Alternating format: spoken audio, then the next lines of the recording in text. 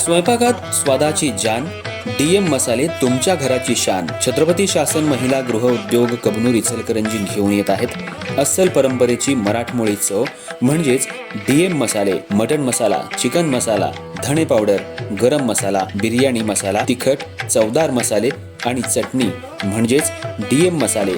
तर आजच आपल्या जेवणाची रंगत वाढवण्यासाठी केमिकल विरहित डीएम मसाले, गृहिणींच्या मनातले मसाले आणि चटणी अवश्य वापरा. डीएम मसाले महिला बचत गटाद्वारे करणारे स्वच्छ माफक दरामध्ये म्हणजेच डीएम मसाले. संपर्क दिव्याताई मगदूम, मोबाईल 91 30 80 22 55.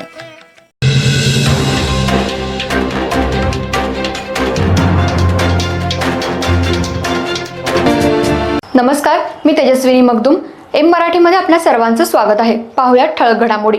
इचलकरंजी शहरालगत असलेल्या कबनूर गावात मध्यवस्तीत असलेल्या कबनूर चौकात जिल्हा परिषद आणि पंचायत समिती निवडणुकीच्या पार्श्वभूमीवर झळकलेल्या एका वादग्रस्त बॅनरमुळे परिसरात एकच खळबळ उडाली आहे. कबनूर कोरोची मतदारसंघात उमेदवारी कुणाला मिळावी यावर थेट सवाल उपस्थित करणाऱ्या या बॅनरनं राजकीय वर्तुळासह नागरिकांमध्येही जोरदार चर्चा सुरू आहे. कबनूर चौक हा वर्दळीचा परिसर असून सकाळपासूनच या बॅनरभोवती नागरिकांची गर्दी होत असल्याचं चित्र पाहायला मिळालं. या बॅनरवर गुन्हेगारांना की गुन्हेगारी कुटुंबियांना, बोगस दाखले काढणाऱ्यांना की सर्वसामान्य नागरिकांना उमेदवारी असा थेट प्रश्न उपस्थित करण्यात आलाय. तसंच विद्यमान आमदार, माजी आमदार आणि गावचे नेते गुंडगिरी संपवणार काय असा रोखठोक सवाल देखील विचारण्यात आलाय. निवडणुकीच्या ऐन तोंडावर अशा प्रकारचा मजकूर सार्वजनिक ठिकाणी झळकल्यानं राजकीय वातावरण तापलंय. अनेकांनी या बॅनरद्वारे समाजातील असंतोष आणि जनतेची भावना व्यक्त झाल्याचं मत मांडलं, तर काहींनी अशा प्रकारचे बॅनर समाजात तेढ निर्माण करणारे ठरू शकतात अशी चिंता व्यक्त केली आहे.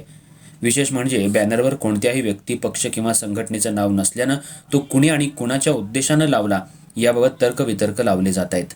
निवडणूक आचारसंहिता लागू असताना अशा स्वरूपाचे बॅनर कायदेशीर आहेत का याबाबतही प्रश्न उपस्थित होत आहेत.